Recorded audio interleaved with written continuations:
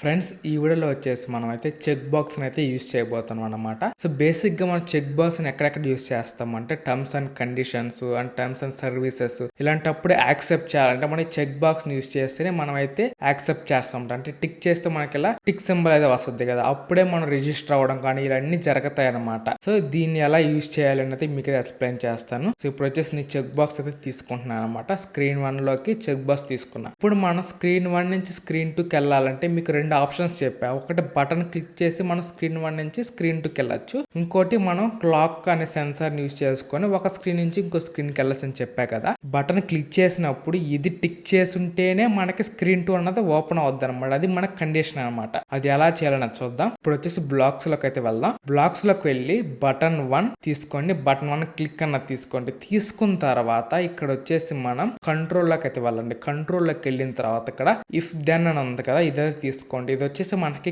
Control black అనమాట. ఇక్కడ వచ్చేసి లాజిక్ లోకి వెళ్ళండి. లాజిక్ లో ఈక్వల్ టు ఉంది కదా, ఇది తీసుకోండి. ఇక్కడ ఇఫ్ దగ్గర పెట్టండి. పెట్టిన తర్వాత మనం చెక్ బాక్స్ లోకి అయితే వెళ్ళాలి. చెక్ బాక్స్ లో ఇక్కడ వచ్చేసి చెక్ బాక్స్ 1 చెక్డ్ అని ఉంది కదా, సో ఇదైతే తీసుకోండి. ఇది తీసుకొని ఇక్కడైతే సెట్ చేయండి. If check box 1 checked equal to true. ఇప్పుడు ఏమవుద్దంటే బటన్ 1 క్లిక్ చేసినప్పుడు చెక్ బాక్స్ 1 చెక్డ్ ట్రూ అయింది అనుకోండి, అప్పుడు మనం ఏం చేయాలన్నది ఇక్కడైతే మనం మెన్షన్ చేయాలన్నమాట. అంటే దానిలో ఇప్పుడు నేను చేస్తాను open another screen name screen 2 అని పెడతాను అనమాట. అంటే బటన్ క్లిక్ చేయగానే చెక్ చేస్తుంది అనమాట. ఇప్పుడు చెక్ బాక్స్ 1 చెక్ ట్రూ అనుకోండి, మనకి స్క్రీన్ 2 అనేది ఓపెన్ అయిపోద్ది అనమాట. ఇప్పుడు వచ్చేసి మనం దీనైతే టెస్ట్ చేద్దాం వర్క్ అవుతుందా లేదా అన్నది. నేనైతే డిజైనర్ లోకి వెళ్తున్నాను. ఇక్కడ వచ్చేసి టెస్ట్ అయితే ఉంది కదా, దీన్ని అయితే క్లిక్ చేసి కనెక్టెడ్ టు కంపెనీ అంటే మనం కనెక్ట్ చేసుకోవాలన్నమాట. ఇప్పుడు వచ్చేసి ఫ్రెండ్స్ ఇప్పుడు మీరు చూడొచ్చు, నేనైతే మొబైల్ అయితే కనెక్ట్ చేశాను అనమాట. ఇక్కడ వచ్చేసి మనకి స్క్రీన్ 1 కనిపిస్తుంది కదా. ఇప్పుడు వచ్చేసి నేను బటన్ 1 క్లిక్ చేస్తున్నా. మీరు చూడొచ్చు